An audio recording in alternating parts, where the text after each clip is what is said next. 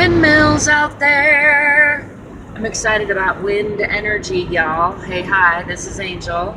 Thanks for stopping by my channel where I aspire to inspire you to bloom into your best, greatest, fullest self.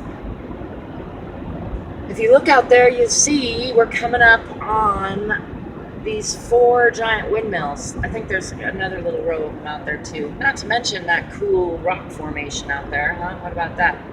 But also that mountain. Oh yeah, I'm in southern Colorado, and northern New Mexico have a lot of land that is ideal for putting in wind farms and solar farms, and I haven't crunched the numbers. I assume there's some things holding people back, because otherwise there would be a lot more of them. And I know one of the things that people have complained about, brought up, is for one, sometimes say that they kill birds. And now I want you to pay attention to these big windmills and tell me if you think they're a danger to birds, really, realistically. Like maybe the dumbest birds, but no, in general, birds are not going to fly into those. So, and they're pretty slow, like, anyway, and maybe if you had, huge farms of them and a flock of birds could go in, get confused. I could see how anything can happen. I'm just saying, that's not, to me, that's not a valid, real concern. And then, as far as, like, they're ugly, I will say the solar fields that sometimes are ugly, and anytime you have power that you're drawing out of there, you usually have, I don't know if these are going underground or how they're transporting their power, and that's a big part of the issue. And to me, it's this kind of thing, like if every house just had 1 or 3 of these, it seems like that would be a nice solution. I suspect these go underground. You can see they're fairly big when you get up to them. I don't know if they're like 40 feet tall or so. Anyway, there's some good wind out here. It's fairly windy, and they're moving. I've seen them move slower or not at all, and maybe a little faster, but that's about the regular speed that they're going when they're going, so it's not like super fast. And I think they actually look a lot prettier than the solar fields, but I don't know. Again, I haven't crunched the numbers. I don't know how they compare or how that all works out.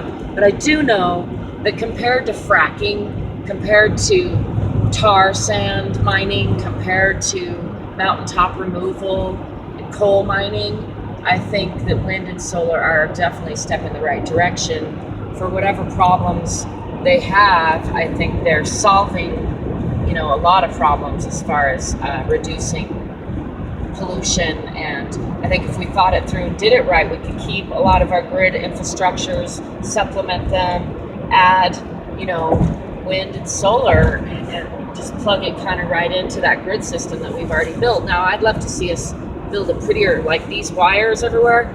Oh, if I could see those get taken down in my lifetime. In fact, that just occurred to me as I'm gonna have to make that a personal goal, because and I know that sounds crazy, but aren't those ugly? Those mess up sometimes they're cool, they're progress, they have their time and space. I don't mean to insult, the generation that designed such a fabulous network of power, and I am appreciative and in awe of it in a way.